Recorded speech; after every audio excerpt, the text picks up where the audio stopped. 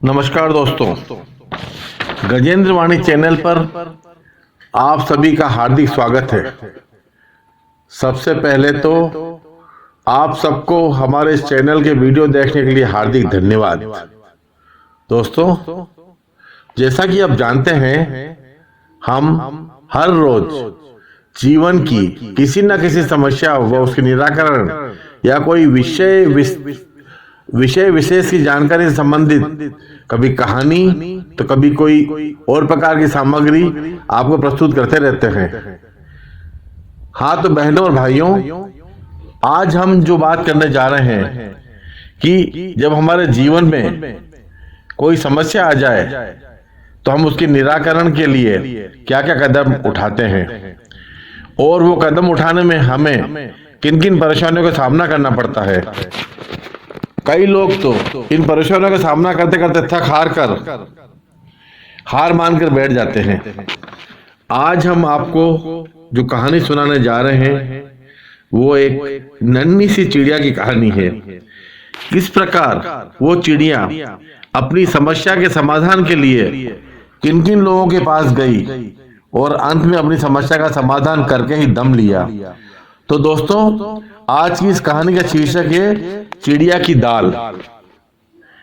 एक थी चिड़िया, नाम था उसका चूचू। एक दिन उसे कहीं से एक दाल का दाना मिला। वो दाना चिड़िया अपने चोंच में लेकर सीधा चक्की के पास गई और चक्की को बोला, चिड़िया रानी, मेरा ये दाना दल दो। और ये बोलने लगी और उसके मुंह से वो दाना निकलकर चक्की में जा गिरा। चिड़िया ने चक्की से दाना मांगा तो चक्की बोली, जा बड़े से चक्की चिरवा ले और अपना दाना वापस ले ले। चिड़िया बड़े के पास पहुंची। उसने बड़े से कहा, बड़ई तुम खूंटा चीरो, मेरी दाल वापस ला दो। बड़े के पास इतना समय कहाँ था कि वो छोटी चिड़िया की बात सुनता। कोई बात नहीं, चिड़िया ने हार नहीं मानी। चिड़िया भागी सीधी राजा के पास गई और वहां जाकर देखा राजा अपने दरबारियों से घिरा बैठा था। उसने चूचू को भगा दिया। चूचू भागी रानी के पास गई। रानी उस वक्त अपनी सोने की कंघी से बाल बना रही थी। उसने चूचू से कहा, भूल जा अपना दाना, आ मैं तुझे खिलाऊं मोती हूं। चिड़िया बोली, मोती भी भला खाए जाते हैं। अब चिड़िया बड़ी परेशान हो गई। वो सीधी भागी सांप के पास गई और सांप से कहा, सांप रानी को डस लो। रानी राजा को नहीं मनाती, राजा बड़े को नहीं डांटता, बड़े खूंटा नहीं चीरता, मेरी दाल का दाना नहीं मिलता। सांप भी कापी कर बस्ती में पड़ा था। उसने सुनी अनुसुनी कर दी। चिड़िया ने फिर भी हार नहीं मानी। वो उड़ती भागी लाठी के पास गई। लाठी सांप को पीट। अरे ये क्या, लाठी तो उल्टी उस पर गिरने लगी थी। चूचू जान बचाकर भागी आग के पास। आग से बोली, जरा लाठी की ऐंठ निकाल दो ना, उसे जलाकर कोयला कर दो। आग ने उसकी बात नहीं मानी। चूचू का गुस्सा और बढ़ गया, पर उसने हार नहीं मानी। वो भागी समुद्र के पास गई। उसने समुद्र से कहा, इतना पानी तुम्हारे पास, जरा बुझा दो उस आग को। समुद्र तो अपनी दुनिया में मस्त था। उसकी लहरों के शोर से चूचू की आवाज दबकर रह गई।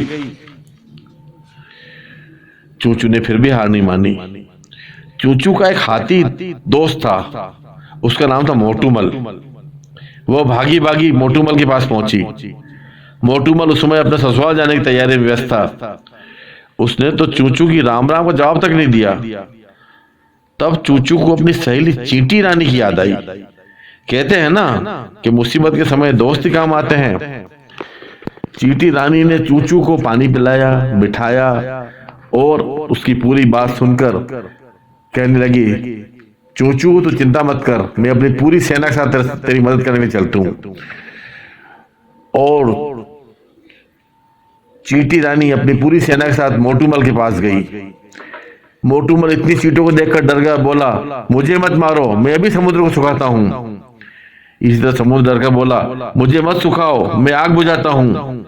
और देखते ही देखते सभी सीधे हो गए।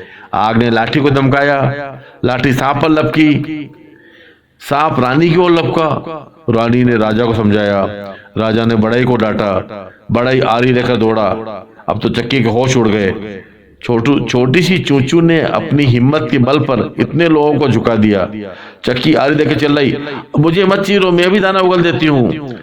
फिर क्या, चूचू चिड़िया ने अपना दाना लिया और फुर्र से उड़ गई। तो दोस्तों, जिस प्रकार एक नन्ही सी चिड़िया ने